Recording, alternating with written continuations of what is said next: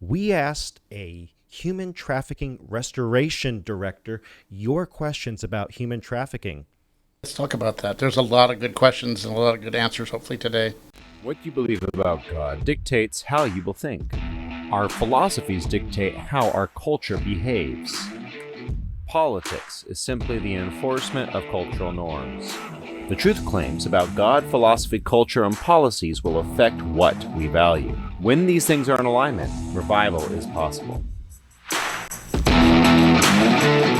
Well, hello there, and welcome to Further Every Day, where we explore the cultural issues from the Christian lens. Today, we are joined by a special guest, Mr. Dennis Mark. How are you? Good. Thank you, sir. Glad to have you on, and you are the director for Redeemed Ministries. Yes, I'm the Administrative Operations Director, and I have served as Executive Director before, but I'm now just the Operations Director.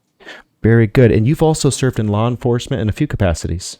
Yes, I actually served the last couple of years with HPD. I was assigned there through a grant to the governor's office, and therefore I was assigned to Special Investigations, the Human Trafficking Unit, and as the as the Task Force Coordinator of the Human Trafficking Rescue Alliance of the Southern District of Texas. It is the federally funded law enforcement investigative task force for human trafficking. So with that said, we're honored to have you in here, and just going to introduce everyone else around the room. We're looking forward to asking you some questions, picking your brain, and hopefully we'll be able to better educate ourselves so we can help in this. Starting at the front of the room, we got Mr. Steve. How you doing, sir? Hey, man, I'm doing fantastic, John Arthur. It is a pleasure to be here today, and how are you doing? Doing well. Glad to have you there in the chair of theology, dealing with why we believe what we believe. And moving over to his left, Mr. Charlie, sitting in the chair of philosophy. It's good to be back. I've missed a couple weeks. Glad to have you there. So, dealing with the intellectual rigor that the Christian must bring, and of course, in the chair of culture, we got Mr. Dennis Mark. Thank you so much for being there. And we got Josh Gilbert in the chair of politics. How you doing? Yes, sir. A rare sight to behold. His favorite chair. So, chair of politics or the chair of culture, either one, right? So, very good. Let's go ahead and start to dig into it. We've got a lot of questions today, and there's a lot to do. We're probably going to split this, okay? We're probably going to split this down the middle because this is a heavy question, heavy topic.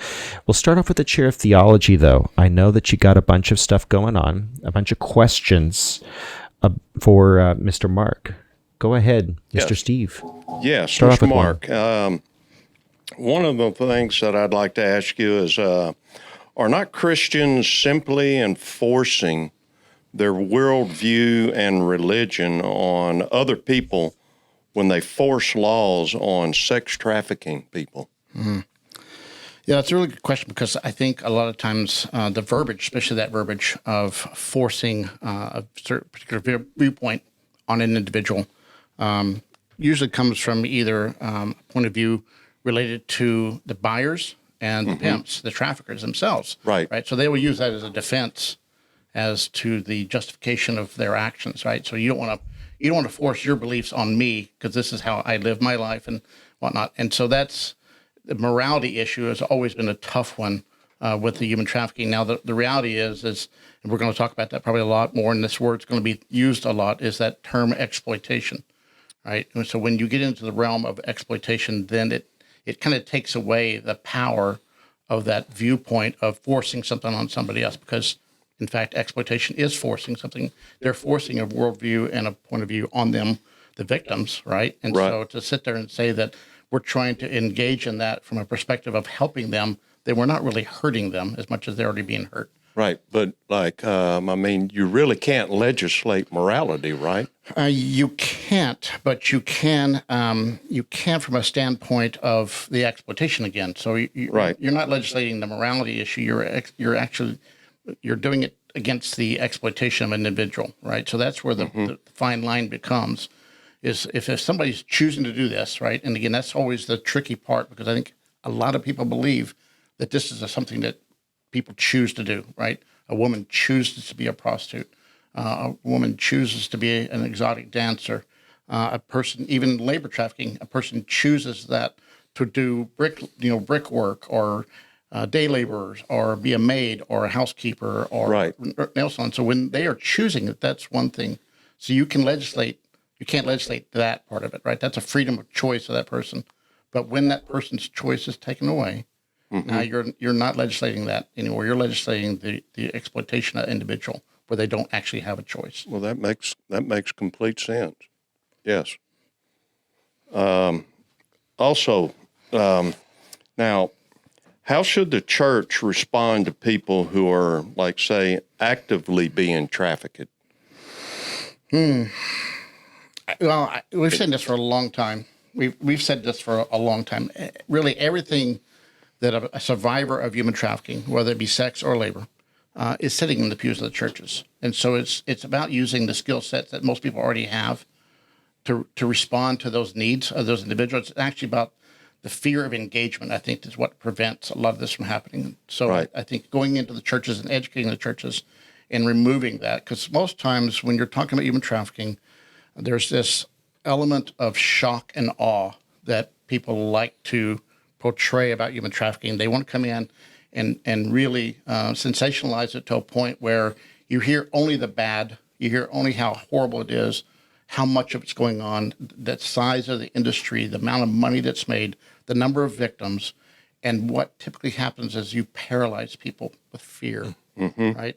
And so people don't want to engage because they feel like it's so much that I can't, as an individual, potentially even start the process of helping.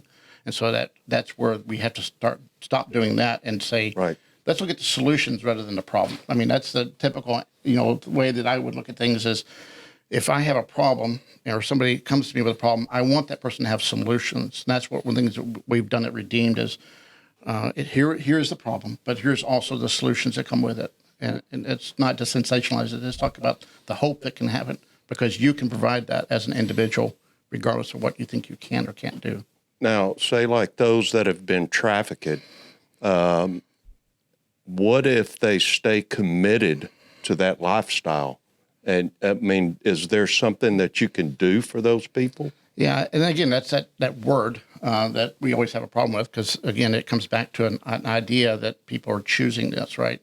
Right. I've worked with investigators and DA's offices when we were initially starting to do the work here, and I met with the DA's office one time, and the person in that office asked me, well, we see them, they're out front smoking cigarettes, or they're walking down the corner store. Why aren't they running away? Why aren't, if they're trafficked, why are they running away? Why are they still engaging in this, right? And so that's really the reality of this coercion aspect, right? The three elements of trafficking is either force, fraud, or coercion. And force is the movie Taken. Everybody's seen the movie Taken. Right. And trafficking like that does occur. Not typically in the United States, but it does occur internationally. The fraud aspect, that's usually just exchanging, the reality of false promises of good employment and all that and exchanging it. But then you get to the coercion part, and the coercion part is the most difficult thing to understand because that is the simple manipulation of individual believing that this is their only choice or that Right. they made the choice to do this. And there's a grooming process, and again, it's about the process of what we call stages of entry. How does a person get into this? You're looking at potential vulnerabilities that this person has in their life already, right? Whatever that is, and it could be the simple fact of money, economics of it. It could be the ideology of the individual. What's their belief system. Then what can you compromise in their morals, right? Or their morals already compromised, and how can you exploit that? And then finally, the ego aspect of it, and the acronym is called MICE. And so the ego part of it is just what are the aspirations and dreams of this individual I can exploit. So I can Right. find one of these four things, and I can exploit that vulnerability in them, right? And then become something that they don't have right now. A pimp once said, to simply exploit someone sexually is I need to simply exploit their need for love, affection, and attention. Something they're not getting at home, right? Right. And so you develop a relationship with this person in such a way that they become dependent on that person.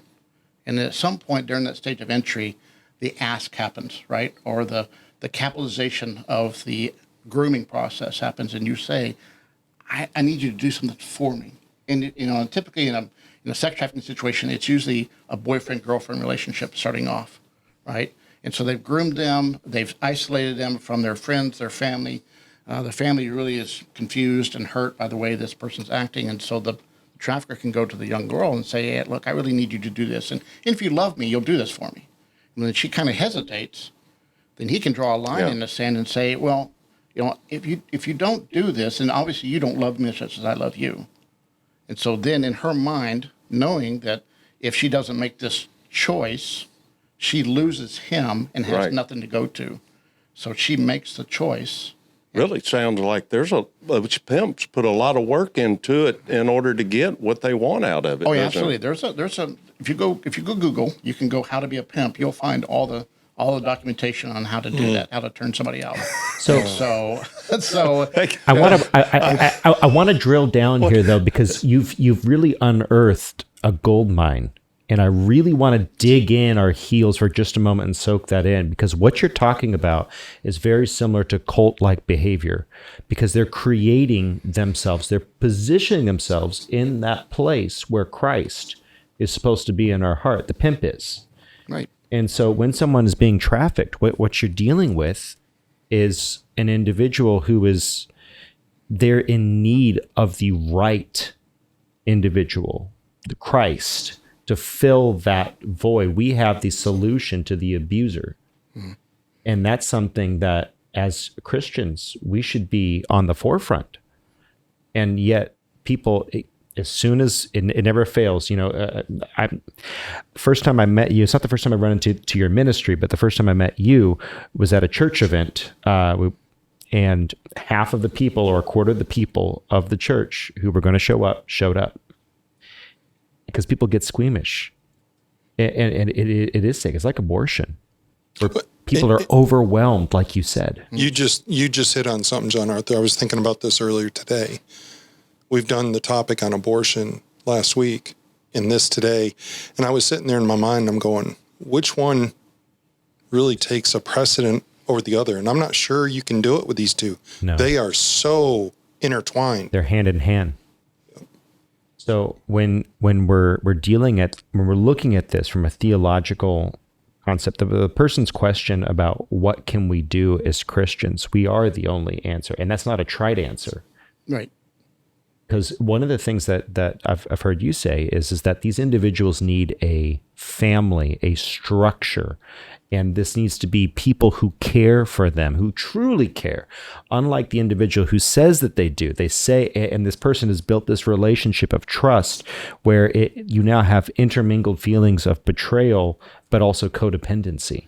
Yeah, absolutely. I mean, that's one of the biggest struggles in the initial part of the stabilization process for a woman coming in is you're developing a trust relationship with her, right? And because the last person she trusted, this is what happened. In fact, we also have to overcome in that first few weeks of actually them believing that we're going to somehow exploit them as well. Right. And so that it becomes a very delicate balance of and a dance with these individuals to help them understand that, there's the only motivation we have is Christ. That is our only motivation, right? And because they would ask you, why are you doing this? Why are you helping me? And it really was shocking to find out, like when my wife and I first started with the ministry, we didn't get paid for almost 7 years. We were just full-time working in other places, full-time jobs and stuff. And so we were doing it just as volunteers, right? And so when the women would come in and they would ask, how you have a normal job, you're still doing this, right? And so just the idea of that concept of doing it for nothing meant a lot to them because they're not used to that concept. And so it introduces them to the aspect of grace, right? They get to see grace in action, because there's no way that they can repay this. There's nothing beneficial for the person who the giver is. And so it just, it gives us the ability to demonstrate Christ's love to them in a way that it really speaks volumes to them. And it really just gives the heart. It makes complete sense for them to understand that the replacement of what they had is being replaced with Jesus Christ. Right. The caution, though, too, is that we've had women who've been in our program who the pimps actually use the Bible to control them. So they use Scripture to actually control them. Oh, my land. And so to sit there and turn around and that's why we're very conscious about forcing them to become a part of Bible study or forcing them to go to church. Right. We have to understand where they're coming from, because a lot of times the pimp, who may have been in prison for years, has memorized the Bible and looked up those scriptures to try to identify the wickedness of what he can take and twist in the Word of God to make it work for him. And so I've had women who were like, I really don't want to do anything with church. I don't want to do God because this guy claimed to be God and he showed me scripture and he used this. And so that's, again, it's a fine balance with that as well. False prophet. Oh yeah, absolutely. Exactly. Josh, you had a question. Not so much a question, but just a thought on this. They are placing what the pimps are effectively doing is they're placing and you can tell me if I'm wrong here. It sounds like they're placing the importance and in the utmost importance on temporal security and exchanging that instead of having the eternal security that you would have in Christ. You're being provided a temporal security and being told that's the most important thing to you ever. In a way, yes, and then in a way, no. In a way, yes, they show them the temporal security of making the money, because we had one lady who was making $3,500 a day for her pimp, right? So that's good temporal security, right? But the promise and a part of the coercion piece is the long term, right? So hey, look, we're going to do this together. You're only going to do this for a short time now, maybe a couple months. And a couple months turns into a couple of years, and a couple of years turn into a couple, even more years. And so the promise is always of the future, that a relationship that's building here. And so we're gonna retire, we're gonna do this, we're gonna do all these things together because they want that buy-in, but it's a false sense of long-term hope and built on a action of small and short-term hope. Man. Any other thoughts while we're still on the chair of theology? Because this could run for a while. On that, it really it's could. a gold mine. Yeah. And maybe there is one more question here to ask. First of all, for our pastors that are out there listening, you need to start talking about this.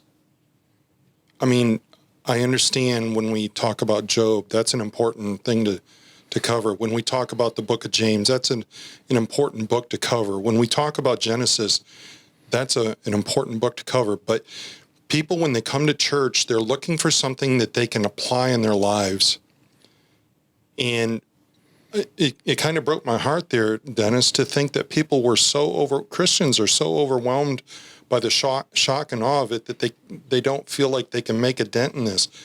And my thought is, it reminds me of the story of the little boy walking on the beach throwing starfish back. Mm-hmm. Well, which one don't you want to help? And to me, Dennis, if you would, share a little bit about what the most important thing a pastor could do in helping their church engage in this battle. There's so many things.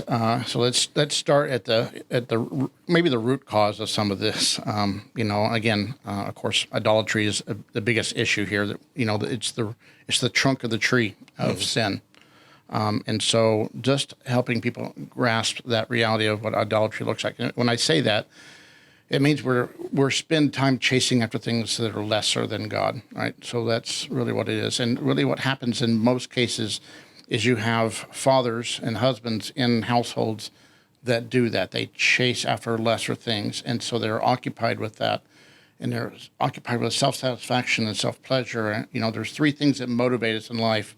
One is to seek pleasure, to avoid pain, and to to have community. And so that seek pleasure is a broad spectrum of things, but that seeking pleasure is where most people get into trouble, especially for the husbands and fathers of these young women, because typically the women become vulnerable when the father is not there, right? So you can look at studies that have been done about the men who are in prison and how many of them come from fatherless families, and high numbers. And the same thing is really kind of true for victims of trafficking, where you have the family is kind of dysfunctional, not there. The father is not plugged in, not paying attention. And so this young woman or even this young man are hoping for and looking for that.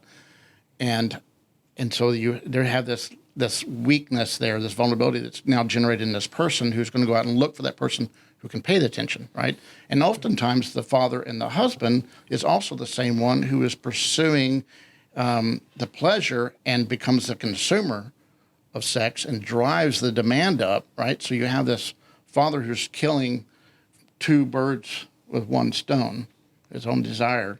And so he's actually going out and pursuing this lifestyle of buying sex, but he's also neglecting his family at home, where you have a young woman or a young boy who becomes vulnerable to exploitation because they don't have that love that they need. And so pastors really need to talk to the men to help the men step up and do their responsibilities as men, right? And stop looking at, it really comes down to the culture that we live in from an aspect of how can you sell a bag of Doritos with a woman in a bikini, right? So the objectification of women is really, we've turned on television and media and advertising, we've turned women into commodities. And so a lot of the men who go out and buy sex, that's the mentality they have. And there's a lot more I could talk about that, but that's another subject. But just that idea that we've objectified women, and so you're painting this picture for them that becomes difficult for us to understand. And so it's almost like there's this mentality of the man looking at this, but also you have the mentality of the young woman and a young boy who accepts this put on to them, this commodification of themselves, that in order to be liked or loved or whatever, I have to put myself in this position and accept whatever happens to me. So pastors really need to talk about that in church and into the reality of what the responsibilities of the man in the household, but also the vulnerabilities of the kids, because we, live in a society of social media, and social media is dangerous in so many ways. It is not the white van pulling up in your neighborhood to grab your daughter off the street. It is the social media platform where, I say, when I was growing up, you had a diary and you were appalled if somebody read your diary, and now you post all your stuff online and you're appalled when somebody doesn't like it and doesn't read it. And so we put all of our stuff out there,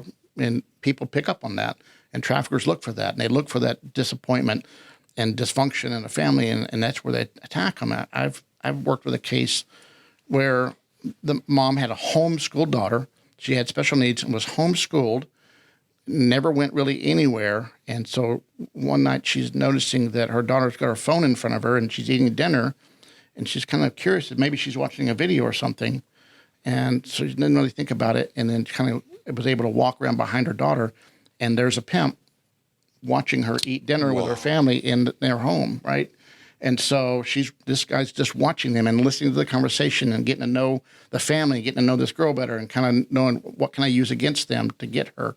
And so they contacted us, and we turned it over to law enforcement. And so that it's in our home. It's not on the street. It's actually, we're inviting it into our homes. And so if you don't know where your kids spend their time, where they go, what they do on the internet, where they go with social media, you need to know. Because I guarantee you, I've said this so many times, it's hard to be the tough parent on the front end, but it is absolutely better than being the brokenhearted parent on the back end when you get that phone call. And I hate those phone calls.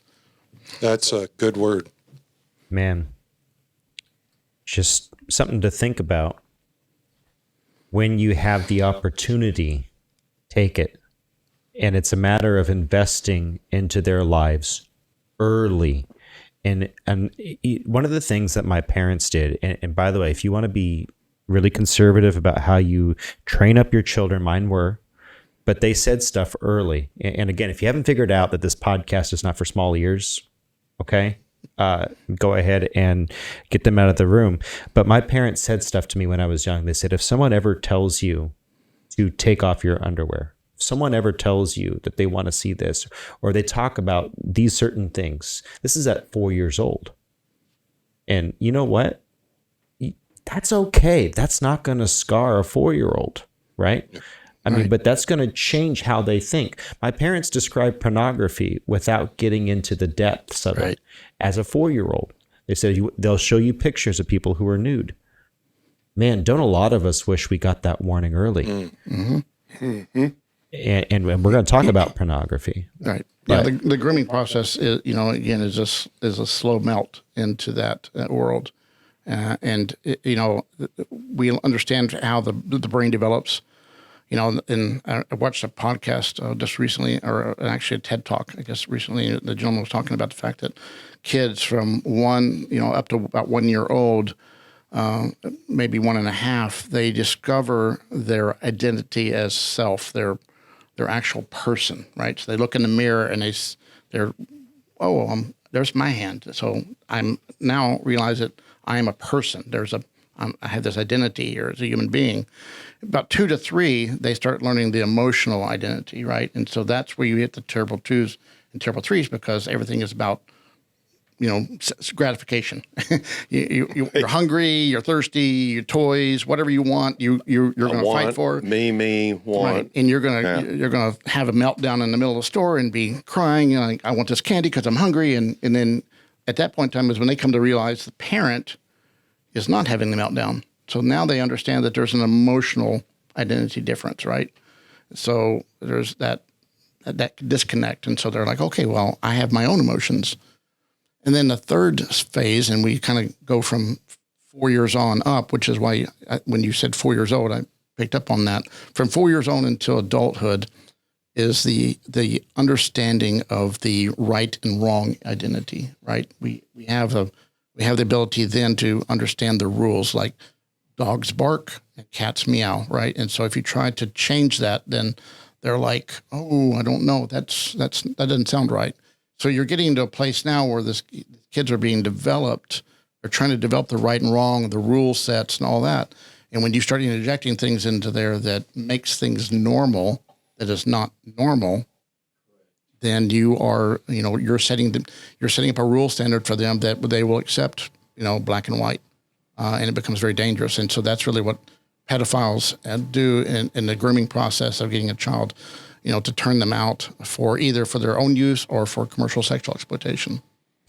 Well, and that's the thing. Someone, Andrew Clavin, I believe it was, he said it really well. And I'm going to say this is going to sound, dirty, but he said it very well. He said, kink is you are living out your trauma over and over again, talking about BDSM. Right. And, thank God I've not been in that position, but I know people who are, and a lot of them would attest to that it's something that they're living out because it was done to them when they were young. Mm-hmm. And so what you're doing is you're growing new neural pathways that say that you are not valuable, and your value only comes when someone else is enjoying you in a way that doesn't necessarily represent or reflect you as safe. Right. I would encourage the viewers of this podcast to go out and do some research on their own and look at one of the most critical things that we look at when we're dealing with the women that we do with in our home is we have to understand kind of where they're coming from. We have to look at the background, what the family looked like, and is it a good family, a bad family? What's the situation here? But it's a thing called attachment theory. And so it's really how we develop our personalities, and so we're all born with a disorganized personality, meaning that we don't know that we're actually going to get things that we need to survive. When a baby cries, it's telling people it's hungry, right? And when the baby's tired, it cries and it's telling people that it's tired. And dirty, wet, whatever the case may be, until that child, it will continue to cry until that need is resolved. So that over time, as a child develops in a normal functional family, they go from an insecure attachment, disorganized attachment, to a secure attachment, meaning that I know that my needs will be met, right? But in that process, if you interject anything of neglect or abandonment issues, then that child will actually develop what's called an ambivalent personality type, meaning that, and then I could live or live without a relationship. It doesn't really bother me because maybe I'll get something, maybe I won't, but it's not important. The relationship's not important to me, right? On the other side, if you have abuse, violent abuse, emotional, physical, sexual abuse, then the child's more likely to develop a avoidant personality type. Like, I don't want relationship because when I have a relationship, I get hurt. And so we're dealing with a lot of that, and so where that happens in the early stages of life really affects the development process for that child. So most of them we deal with, when they come in the house, they can be 27 years old, But depending on where the abuse started, that's where their emotional identity stunted. You can have a 27-year-old who acts like a 5-year-old, and she gets triggered, right? She can't make logical decisions, and she acts like a child, and she throws a temper tantrum like a child. That's just because that's where her emotional stunting occurred because of the abuse. So we have to work with that and help them understand it. You know, the rule for us is we don't look at the behavior, look at the reason for the behavior. What's causing this? Because it's something that triggered them. What was it that triggered them that caused them to behave this way? And we have to address that, and then we can move on. Man, that's a really good segue to the chair philosophy, because we're digging into to the heart of the matter. And so one of the questions submitted, I think, about the heart of the issue would be appropriate here. Yeah, so isn't this an issue of the heart and not an issue for government intervention as far as laws are concerned? Well, I think it's important that it is a heart issue, but I think as far as what I would classify as government, and we're talking about creating laws for protection, the heart of a politician should have compassion. I mean, that's one of the responsibilities of any person who's elected is they have a responsibility, especially at the state level, to protect its citizens, right? The Constitution is pretty clear on that. It gives the responsibility of the states to protect their own citizens. So you want that. But in 2000, the U.S. government did pass the Trafficking Victims Protection Act, and that laid down the groundwork for combating human trafficking. It dealt with the prevention of human trafficking. It dealt with the prosecution of human trafficking. It dealt with the provision of services for human trafficking and the protection of victims. And so it really laid the groundwork. And so there were legislative matters that were taken in. It's really how the task forces were formed. It created funding. It created opportunities for protection. And so, and because of that, that legislation was passed because of the heart of the politicians who wrote that law, right? So it is a heart issue when it comes to that standpoint, but it's bigger than just the heart. There's a lot more to it. And I want to follow up on your TPVA comment there. I was doing some research on that, as a matter of fact, a little earlier today, and I think the latest update to it was 2020, thereabouts. What was interesting on that, and for those that have listened to the program, they know where we stand on political issues from a biblical standpoint. I thought it was interesting to note that people like Amy Klobuchar supported, she actually authored with John Cornyn one of the updates to the TPVA. And I bring that up to say this.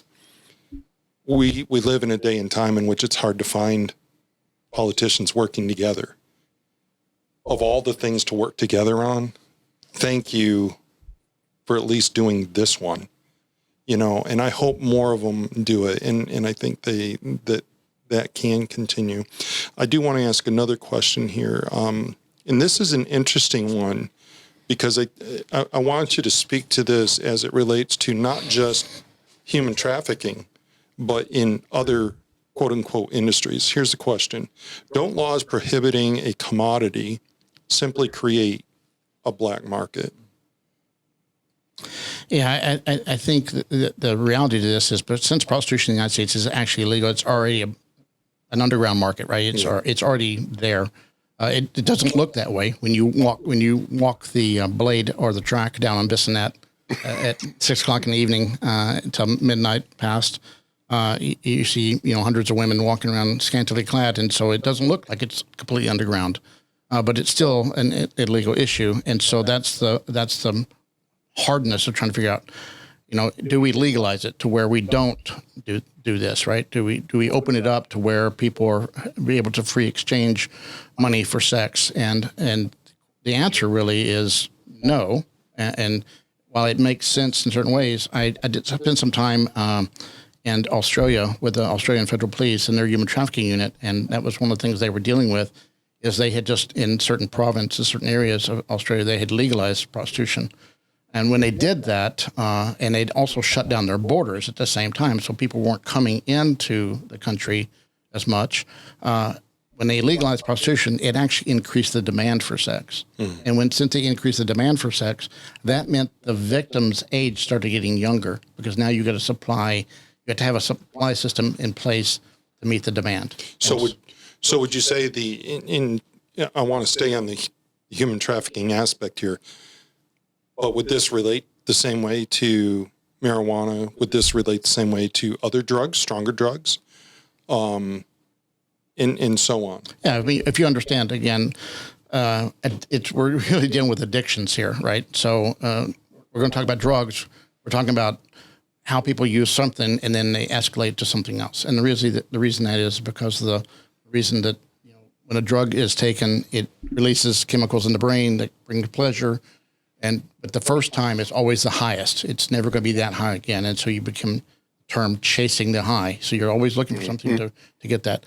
Unfortunately, sex is the same way, right? So you have somebody who looks at pornography, and eventually they're going to go to a strip club because the pornography is not doing it anymore. And then you go to a strip club, and then you're going to buy a woman, and then potentially later on you're buying a child, and who else knows where you're going to go with that, right? And so that chasing that addiction is the difficulty part of it. So if you legalize it, then you are in fact encouraging this rampant addiction of sex, opening the door more. Correct. Yeah, correct. So, and just for those who are the super libertarians in the crowd, if you legalize it, you have to have the death penalty for people who are trafficking, and it has to be immediate, right? Yeah. I'm just saying I will full sail legalize it, whole lock, stock, and barrel. The first time you lay your hand on a child, first time you traffic, the hint of you trafficking someone that is unwilling, full on if there are two or more reliable witnesses, execution. If you're willing to give us that, like if there's two reliable witnesses who are not compromised by conflicting interests. If you're willing to give us that, I'll legalize marijuana, I'll legalize sex trade, I'll legalize the whole thing. But you got to give us that before we get anywhere near anything else. And I think also the reality too is if you legalize it, you're not getting rid of the exploitation part. Correct. That's not going away, right? Now it just makes it easier to get access to it. And it also becomes more difficult for law enforcement to investigate because now you've lost that avenue of the complaint against somebody being forced into sex, right?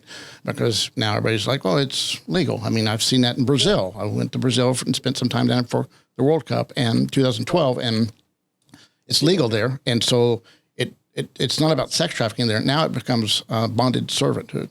So you have women who they're bound by the financial aspect of they're under that control. And so it changes the whole dynamic of how you investigate it. And so just with any legalization argument, the compromise means that you give something and you take something. Conservatives, Republicans, Christians, stop compromising on the truth. If there are people who are being injured, you can compromise as long as you get a biblical law in place that protects and does not compromise on the women's safety, on the workers' safety. Any compromise you make should be a win, as opposed to legalization full scale. We were talking about some of these European countries before. We've seen where that's go. Brazil, we've seen where that goes. Right. I mean, the scripture is very clear about that. I think it's in Leviticus 29:19 where 2019. I can't remember now. I think it's 2019. And basically, what he's saying is, fathers, do not force your daughters into prostitution, lest your land fall into decay. Right? And there's a definite warning there, and we've seen that. I mean, well, the father may be not being the one directly involved in it, and there are some cases that they are directly involved in it, but in most cases, creating the vulnerability for that child to be exploited. You have a responsibility when you birth the child. You have that responsibility for that bringing that child. God holds you accountable to that child, whether or not it's something you do directly or you're indirectly from neglect or abuse or whatever the case may be. But I think that we see that in our society now, to where, and we've commodified women in so many ways, not just on the street, but in advertising and movies. And by the way, me too. Welcome to conservatism. Welcome to what we've been talking about for the past 80 or 100 years. And I know Josh has got something he wants to. Kind of had the same thing go on, in what was it, in Sodom and Gomorrah, where, I was thinking about Lot. They had no Lot, problem. where he, had the two angels come and, and everybody shows up at his house wanting the two strangers that show up, and he offers his daughters up. And then they had no ideation or value of themselves and their relationship with their father, so that just a few verses later, they roofie their dad and they sleep with him twice. And so what you see there is a failure of a Christian. Lot, you're going to see Lot in heaven, because you look at the apostles, they talk about Lot was vexed by the wickedness, but Lot compromised. If you want to sum up Lot's life, he was a absent father, an absent husband, and a Christian in a wicked land who did not carry the gospel forward, did not carry God's name forward. Josh, jump in. So, going to everyone's point, one of the things I'm doing right now is I'm about to prepare a study on dating and betrothal and marriage. And one of the biggest things that I've learned from this study is the importance that the parents placed on purity. Mm. And it's going to this point of the culture we live in is so objectifying to the women of the culture, and it does not keep them pure. It's almost as if the culture is purposely degrading them so that they can get their money and show their dependence upon them instead of their dependence upon God. Yeah, and again, I think a lot of times too, when we're talking about the women that we deal with, majority of the time we're talking about generational abuse, generational exploitation. There's a lot of, of these women who do not have that kind of structure in their life where their mom was abused, exploited, their grandmother was abused, exploited, and so it's just a generational thing. And when you have that's all it becomes very difficult. But for those parents that are engaged, you're going to have some really tough conversations, but be comfortable with that, right? And I wish I had known what I know now back when I was raising my daughters in their early years, because our conversations would have been a lot different, right? I would have talked to them about things that would really be important in their dating time. And I did in a certain way. I mean, I did talk about the fact that, you want to be friends with the person that you're dating. You don't just want to, just take a random shot at this. But the importance of drawing those red lines in those relationships right off the bat are very critical. And something also, you got me. Okay, something also is that reputation meant something back in the Bible. Your reputation to the other people's family that you were potentially interested in dating or getting betrothed to determined a lot if you were going to be getting betrothed to that person. Right. Good point. And so reputation used to mean something, and unfortunately it doesn't really mean anything now. You'd be surprised. We've actually had staff members who were abstinent from sex and working with us and working with our ladies, and the ladies are completely impressed and almost to a point of enviness of that reality of purity. Right. It's something about that that's like appealing to them, especially, it can be, sometimes it can be negative, it can be positive, but that still there's an appeal of importance to that. That's a treasure that is, something that is to them is highly valued, and they would encourage the staff member, then definitely don't want to mess around with a guy because, it will definitely mess up your life. And so I think it does count in a lot of ways. Now, the society in general, media and entertainment and all that would play that off. But I think for people, we have that in us. We have that built into us. God put that in there, that importance. And so we have it. It's there. It's just, how do we look at it? And do we accept what society and entertainment and media tells us, or do we follow the voice that inside is saying that is important? Mm-hmm. Great point. So when some people would say, well, shouldn't these women just be able to walk out the door? Would you speak to the issue of why they can't just walk out the door? Yeah, there's so many variables there. One, we talked about coercion earlier, again, making them believe that this is their choice. They've made this choice.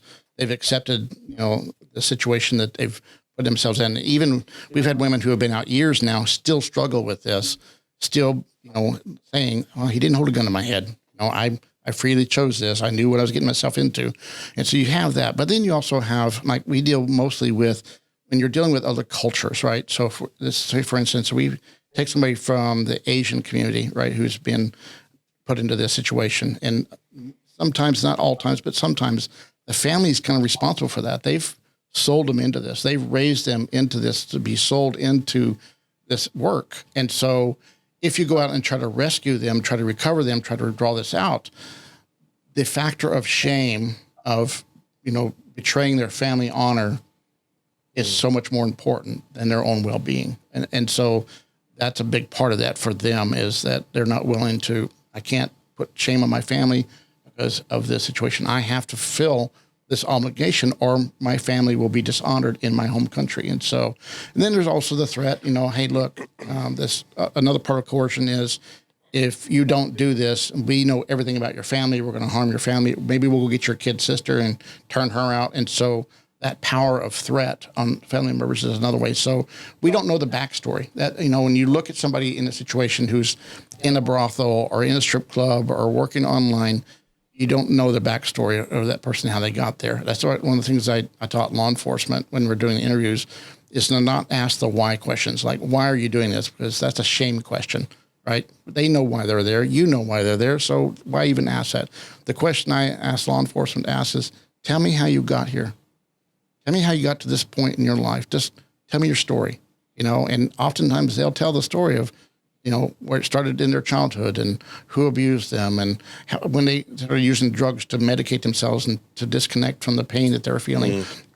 When they ran away from home because nobody would get them and nobody understood them, and how they got picked up on the street by a pimp or somebody else, a benefactor. And they'll tell you the story. And once you make that human connection with them, then they feel like you're going to be you're actually interested in their story rather than just the situation. We don't ever really, when I met with women in law enforcement operations, I never talked about the situation. I always just said, hey, tell me how you get here. How did you end up in this place in this time? And people all have a story. And when you get that story out, you hear what's going on in their life. And you find that they'll usually share it? They usually share it because they've never shared it before. And nobody's ever asked that question. Right? Yeah. And that's a big thing, I think. And it's tough, to build a trust relationship with somebody that fast to where you feel like you can talk about things that you've never talked about before. My wife is phenomenally good at this. When we first started doing this work, when we were first volunteering for Redeem Ministries, we were actually doing outreach in strip clubs together. And so we would go into strip clubs and my wife would have these long conversations with these women about how they got into the situation. And we would just sit there and listen to them and talk to them and, encourage them and let them see the door open. That's what it was about for them, is the possibilities that this isn't the only option in my life, right? Because again, I tell people all the time, when it comes to this choice, right? I tell people, if you're on a 10-story building and a fire breaks out and it consumes the elevator, it consumes the stairwell, your choice is either to lay down and burn up or jump out a window. And I said, that's not a choice. That's a lack of options. And you know what? And I don't mean to dig up a wound, but we saw that with 911. Right. And it was horrific to see that, but it goes to the very heart of what you're talking about there. Right. It's when you're locked in a place like that, and this is where, pastors, this is where the hopelessness needs to be addressed. Our young people need to understand that there is hope. One thing that I will say is I'm personally aware of a situation where a girl was ran away from home and she got picked up. She was a day from being shipped out. And that family got to experience reuniting. And if I could just take a moment to speak to you young people, sometimes running away feels like that's the right answer. And I want to be very careful here because I'm not laying a blanket statement. I just want you to understand that you have to be very wise in your decision because it could lead to something, I'm going to call it deadly, really. Because these people that commit these atrocities, they think of you as a piece of trash. And when they're done with you, they're done. They don't care whether you live or die. And I hope our younger audience will hear that. And Charlie, I'd like to add to that. Their interest is not in that person. Their interest is in themselves and their bank account. Yeah. Solely is all it is about. Absolutely. A pimp does not wake up in the morning wondering how bad he can abuse somebody. He worries about how much money he can make that day. Yep. That's all he worries about. And whatever means he has to do that, he will. And so, again, they talk a good game. That's why they call it the game. They call it the game, call it the life. And because it's all about playing the game with them, right? You get them to believe that you're the benefactor that's going to answer all their dreams and needs. And then you just basically turn exploitation of someone else for the gain of their bank account. Right. So I want to dig into one thing that you had said a moment ago. You were talking about the importance of speaking to these women and these men who've been trafficked, but more so typically women, speaking to them like a human being. Pastor Scott Powers, a local theologian we all know, actually got his doctorate in divinity. Good man. He said something really poignant one time. He said, discipleship begins before evangelism. He says discipleship, let that sink in for a moment. Discipleship begins before you can evangelize a lot of people. You have to be putting into their life. Jesus didn't say, go make, converts. He said, go and make disciples. And what y'all are doing and what your ministry is a targeted version of what the church is called literally, strongly to do. It was Jesus' last words on earth. To make disciples. And sometimes that means getting down on your hands and knees in the dirt in the worst possible place and being there with the person. Ministry is dirty work. I think the word's brutal work. I think that, again, it's this mentality that we have that mission work is over there somewhere else, right? And mission work is really in our own backyard. And that's my wife and I, we consider ourselves missionaries. We consider ourselves missionaries when we were going to the strip club. And people would often ask, how do you do that? How do you go into that place and not be distracted? And I said, well, I actually walk out of a strip club closer to God than I do when I walk out of church. Amen. Because you're more focused on what God's doing in a strip club than than most people are interested in what God's doing in a church.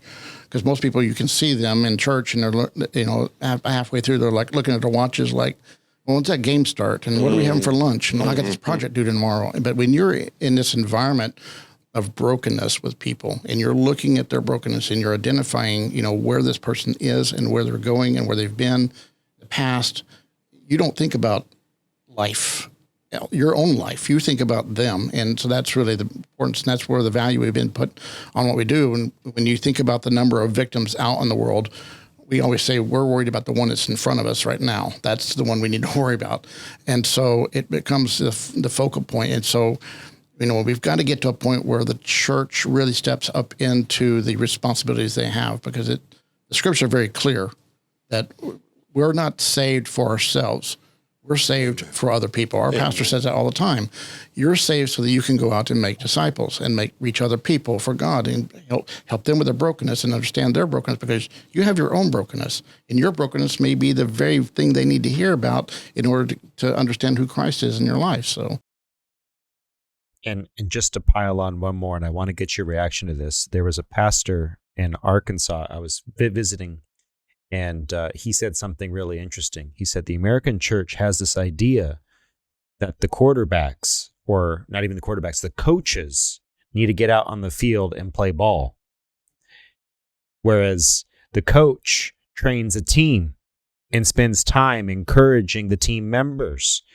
The coach doesn't sit on the field. Maybe he does in some situations, but it's incredibly odd and rare.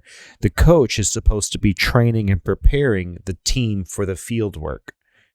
And for those of you who didn't get the analogy, if I have to spell it out, you're supposed to be out there in the fields. You're supposed to be working the church. You don't pay the pastor to do that. You pay the pastor to train you and to shepherd you, to come to you when you need it. But the reason we have a pastor is to get the individuals in the congregation ignited. And by the way, I think a lot of pastors have that misconception too. Sometimes, yes. They forget that they're shepherds first and business people last. And that's the important aspect of this. I think that, we miss a lot. And I love the church we go to, and he makes sure that the chairs are completely uncomfortable to sit in. And there's no carpet really in the building, and maybe the air conditioner will work. And so, his famous saying is, "You don't come some Sundays to sit in a seat and sing some songs. It's more than that. There's, the worship of church is to worship what God's doing in our lives, and how we're reflecting on what He's done for us, so that we can go out into the world and share that hope with people. And so, it's very, very critical. Again, I think people just don't really spend enough time in the Word to understand what their responsibilities really are. Because, one of my favorite pastors is John Piper, and he wrote a book called "Don't Waste Your Life," and that really was instrumental in the development of me going into this kind of ministry. Because I didn't. In the story, he talks about this couple collecting seashells, and you don't want to get to standing in front of the king, and Christ asked, "What did you do for my kingdom?" And you show him seashells. Just wouldn't be good, wouldn't go down good.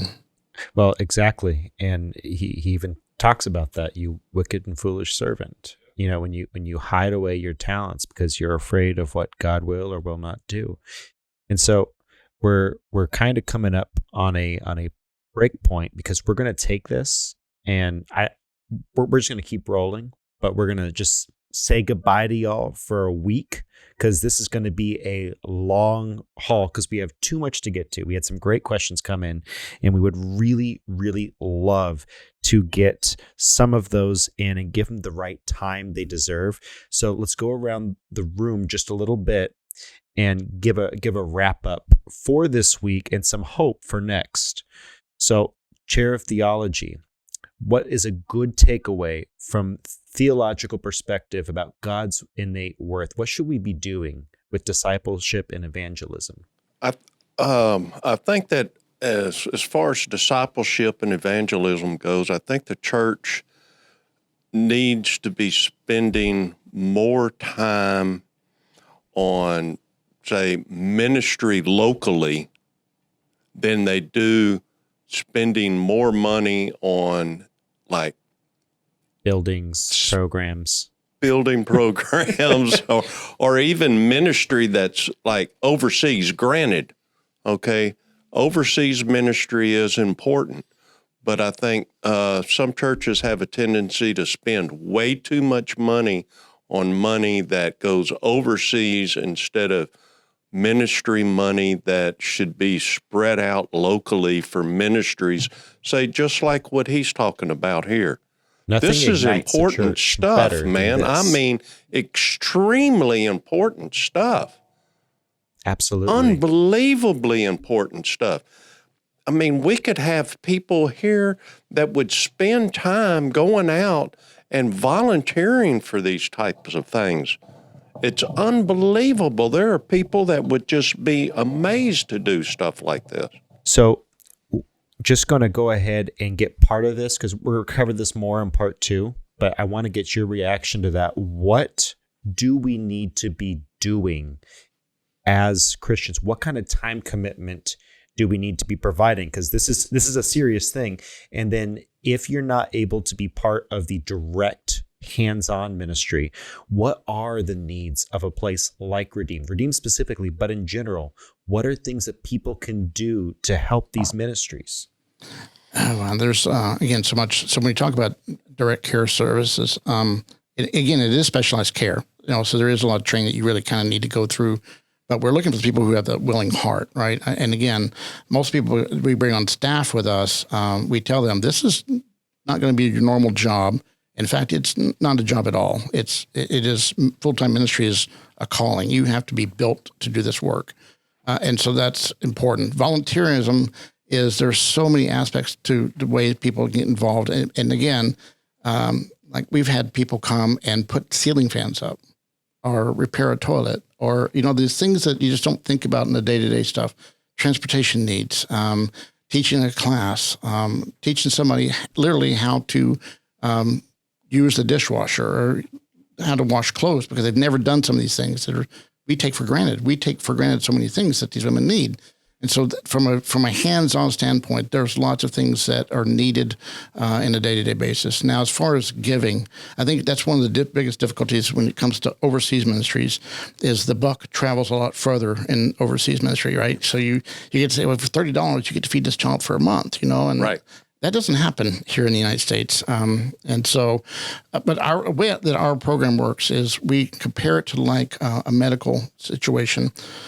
So when we get the call, we get a woman who comes into our program, the first thing we have to do, be like an emergency room, we have to assess and stabilize them. We have to know what's wrong with this person psychologically, physically, emotionally, relationally, spiritually. We have to know where this person is.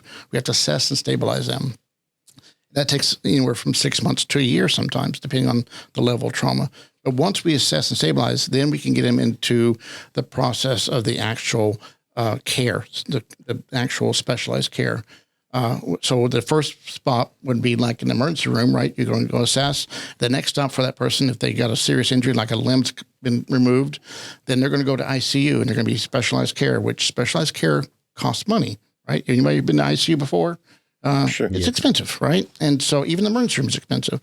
But then once you get that care done and you help this person adjust to the trauma, because the trauma doesn't go away, you just learn how to deal with it. You learn how to use tools so when you're triggered, you're able to regulate your emotions and your behaviors and every aspect of your life.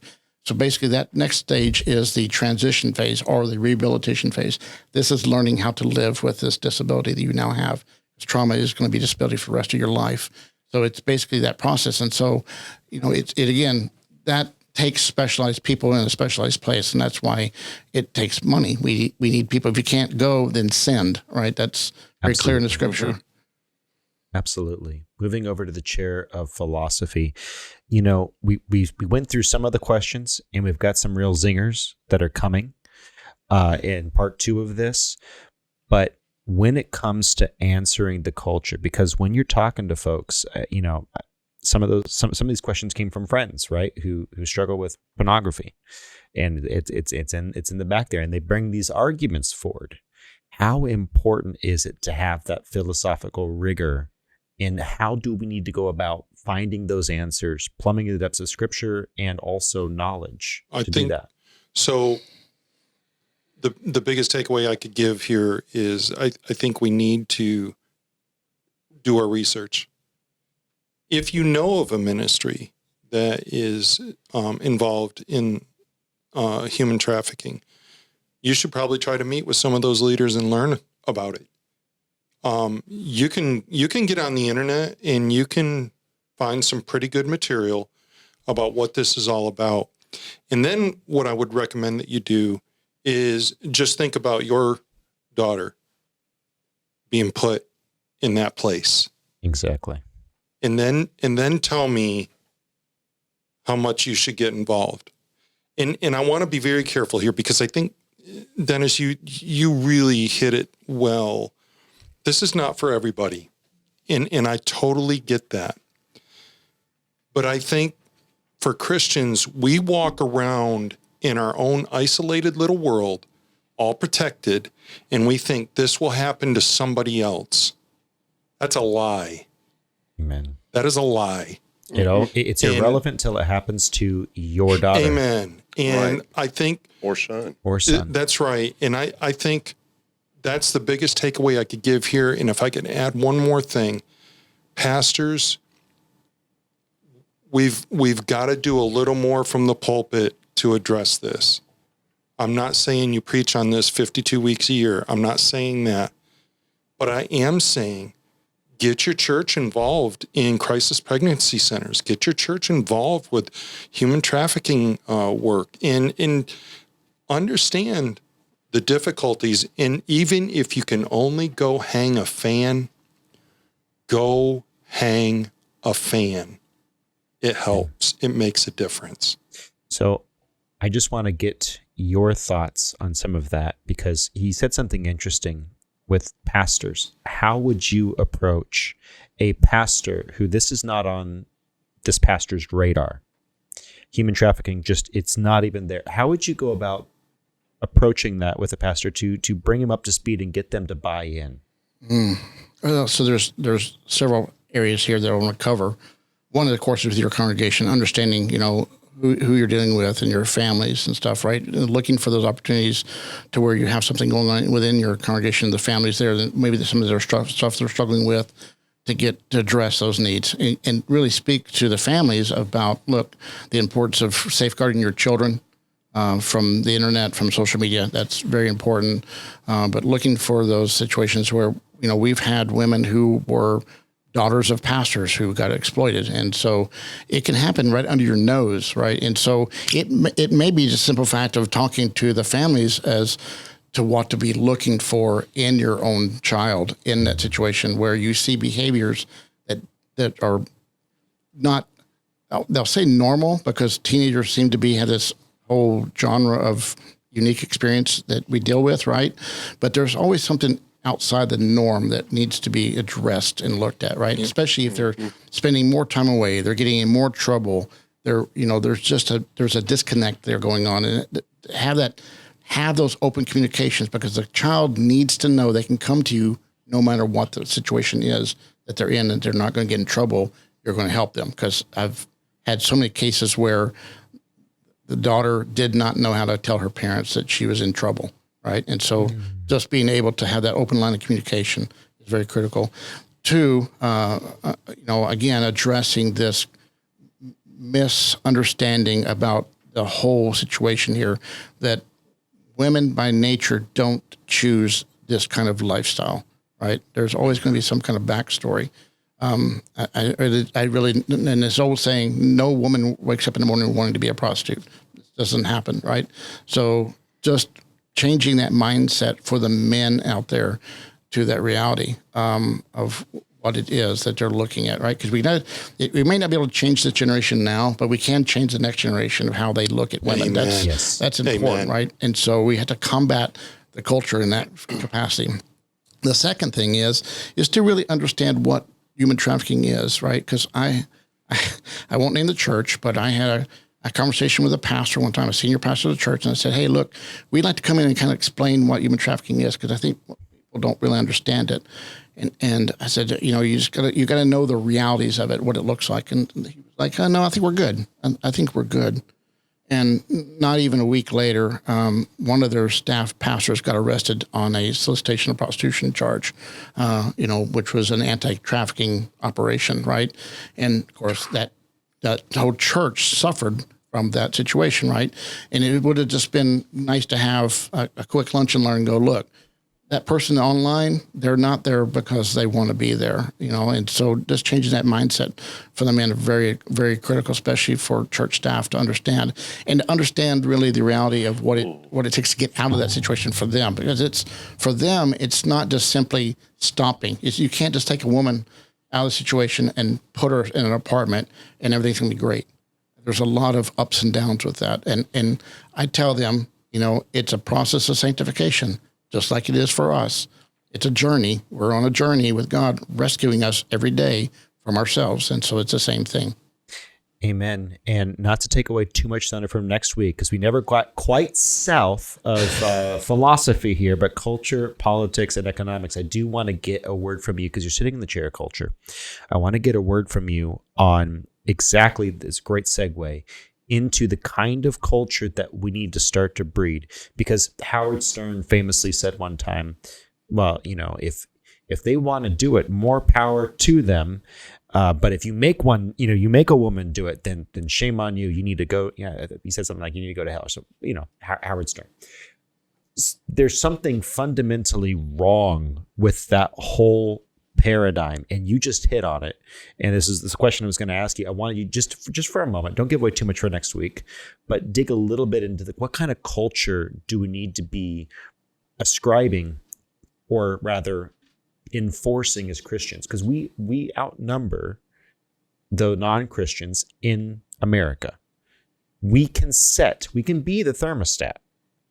So what kind of culture do we need to set, especially when it comes to folks who talk about consensual trafficking? Because there's a difference between forced or coerced, some will say, and also some will say versus consensual. And it's usually more blurry than that. Yeah, I actually teach people that the difference between prostitution and trafficking is survival. Right. So for the trafficking victim, it's about survival while being with a pimp or a trafficker. And you'll do whatever you have to take not to get hurt and to do what it takes to stay alive. Right. So you'll do whatever it takes. It's about survival. But for the woman who is out there, and typically what we call survival prostitution or renegade prostitution, most likely at some point in time she was a trafficking victim. She just doesn't know it. She wasn't aware of it. But now she has multiple criminal charges against her, a history of prostitution arrest, drug burglary, whatever, because pimps will get them arrested for this very purpose of limiting their options again. But so she has a criminal record. She has no credit history. She has no work experience, but she knows how to do one thing and one thing only. And so she's got two mouths to feed now. How does she survive? Right. So it's survival.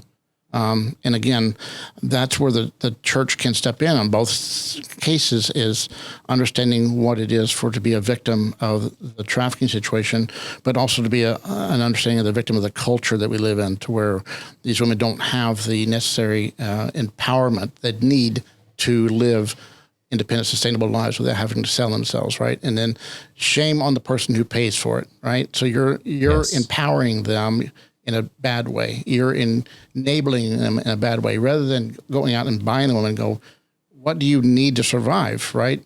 Not having sex with me, right? So there's so much there that we need to change the paradigm of how we look at people in this culture.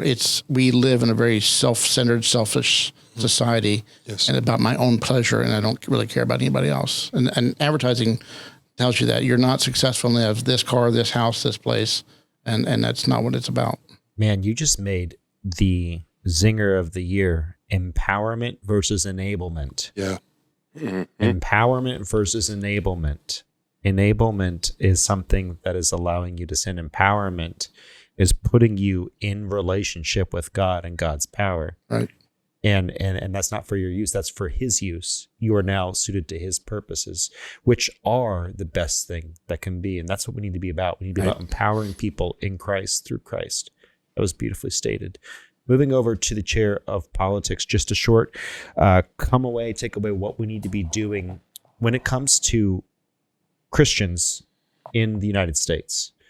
We have a sort of a mandate, don't we, to promote godliness.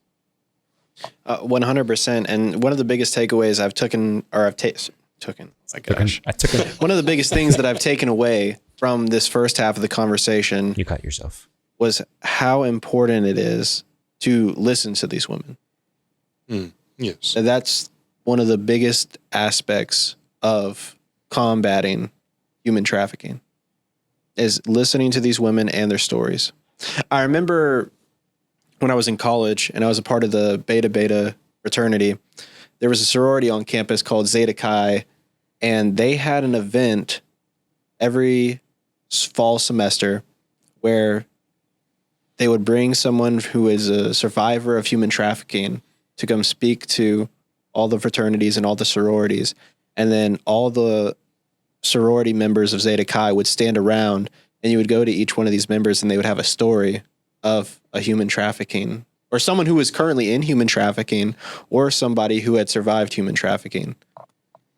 And I just remember that night, and I'm thinking back to that night when we've had this conversation, and it just all makes so much sense of just the importance of listening to women and really thinking about, okay, they've told me this.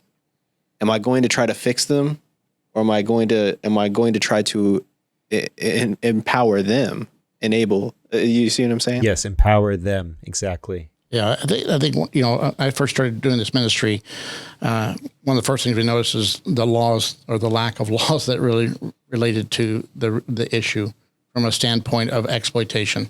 Because for so long, the women were the criminals and the men were just not even really paid attention to. And so we really wanted to change that concept. And so in 2009 is when I started traveling to Austin to speak to legislators about changing the laws and giving better tools to law enforcement in order to help the women, right? And so that was my first step. So 2009, 2011, 2013, been to Austin, and 2015, 2017, 2019. And 2019 was probably the best year for me, is because for the first time I saw a woman who was a survivor speaking in front of legislators about the issue. And so for me, it was the moment that I felt like I'm done. And I'm no longer having to be that voice for them, because now they have their own voice. And that was empowering for me to turn it over to them, to give them that power to speak for themselves. In 2021, there was several survivors that were able to go up to Austin and speak about this issue. And that's when we changed the law on the buying of sex. So they actually decreased the penalty for selling sex, but now the first time offense for buying sex in the state of Texas is a state jail felony. So it's no longer just a misdemeanor. So because they listened to the survivors and they heard the stories. So that empowerment is so, it's so important to the success of what we're trying to do to end human trafficking. Man. So from the chair of economics, just to wrap up before we go to next week's recording, the thing that I think is the most important, and I want to get your take on this, is instilling the value back into them. And that's a two-way street, right? If there weren't dudes walking around, and that's the thing with pornography, and hey, it's tough. It's something that you're bombarded with. But thank God, I always saw that as, holy cow, that's someone. That's a person with hopes, dreams, aspirations, and they're God's creation. We need to have that value for them. And then we need to make sure that they know how much Christ values them, how much they are worth. Because at the end of the day, we're living in a secularist, materialistic monism, if you will. Everything is just a product of the Big Bang, and you are a bunch of chemical reactions. That's what people think we are. That's people's worldview. And when you go to that, nihilism is inevitable. Yes. So pouring in that value from the Judeo-Christian worldview into these women's lives, what does that look like? Ultimately, by the time you get done, it takes years, right? Yeah, it does. And Dr. Rebecca Pfeffer years ago did a study with the University of Houston and HPD, and they looked at the economics of the sex trade in Houston. And what stuck out in my mind most from that report that she did, that study that she did, was that the average purchase price of a woman in Houston was $88. Oh my gosh. So you just now put a price tag on a human being for $88, to do whatever you want with. And for them, for the women that, that I've worked with, and that's the biggest struggle, is their identity is so wrapped up in that monetary amount that they've earned doing these things. So if they don't get $88, they feel even worse. They didn't know the $88, but but they do know that, there is a price tag. We actually had two women one time that were arguing the fact that one was able to charge $20 for oral sex, and the other one was able to charge $150 for oral sex. And so the hierarchy was that the $150 woman was looking down on the $20 woman. Wow. And so just because she looked like, well, you're just a $20, this, and I'm $150 this. And so the economics of it was that value system was tied to that money, and it's how their identity looks, right? And so when you start talking to them about the identity of who they are in Christ, it's a struggle, because they don't see that. They don't, what they feel about themselves is completely different than that. And, I lead a Bible study with the ladies every week, and I also teach a 26-week long what trauma does to us holistically, from emotionally, physical, spiritually, and relationally. And so the biggest struggle for them is that sense of value. Why would anybody think of me valued? And they are willing to accept whatever relationship they get with any kind of man because they don't think they deserve the best. They will accept the worst because that's what they feel like they don't count for. And so the economics is just more than money. It's also that identity of Their themselves. identity is basically wrapped up in how much money they can make for Correct. whatever they can charge for Right. whatever Right. it is that they're doing at the time. Correct. Imagine a paycheck dispute, but elevate it to the level of your innermost identity Yeah. Right. over who's getting paid more. That's horrific. So with that said, join us next week because this is a long one and we've already gone over our normal time, but we need to definitely flesh it out. More of your questions coming up next week. If you enjoyed this podcast, if you found this podcast edifying, please like, comment, share, subscribe. Sharing is the new caring on YouTube. It likes that. And as far as the podcast audio is going, thank y'all for 75,000 views as so far as this podcast dropping. Thank you, thank you, thank you. With that said, like, comment, share, subscribe. If you didn't like this podcast, tell us why in the comment section anyway. We love y'all so much. Bye-bye. Bye. See you. Okay. So there's something that we do. There's something that we do at the end of every podcast. We have a little moment where we normally talk about our favorite thing about the podcast, but this is a heavy subject. So we're gonna go with what can you not have on your pizza, because this is a different type of podcast. Not have? What is the one thing on, that you will Steve. not eat on your pizza? Pineapple. Amen. Oh my Pineapple. gosh. No, Amen. no Then pineapple. So anchovies is absolutely, unequivocally, positively, I can't use any more adjectives, out. Oh, got to That is put them. out, Oh, but- I love but- anchovy. And by the way, I used to work for Pizza Hut. You have never been blessed until you have delivered a pizza with anchovies on it. Okay. Second thing, no pineapple. And I'll tell you why. It's disgusting. If they do not drain that juice off that pineapple, you have one soggy pizza coming to you. I can't handle it. Sorry. How about you, Mr. Mark? Spinach. Spinach? Ooh. Oh, Yep. okay. Josh? Not a fan. So mine's is anchovies, but I mean over here the elect is over here, right? That's the rep. Yeah. With the pineapple. So I'm going to say something as the most Italian name in here, Fiala. Okay. It's not pizza, but I will eat it if it has pineapple on it. I'm not a snob. I'll eat it. Tell him. But it's not. Get 'em. It's no longer pizza, but that's okay. It's I mean, a piece of pie. It's just something else. Yeah, no, anchovies is always my thing. I will eat pizza, anything. I will eat the barbecue stuff. I am not a snobbish Italian, but the anchovies, Is I just out. can't get over the slimy. Man. So tell us in the comment I section love anchovies. down below what you think you cannot have on the pizza. And tune in next week because we are going to cover the rest of the questions on the cultural, political, and economic chair in just a moment, but in a week for y'all. Love Give you. me the Bye-bye. anchovies. Bye. Give me the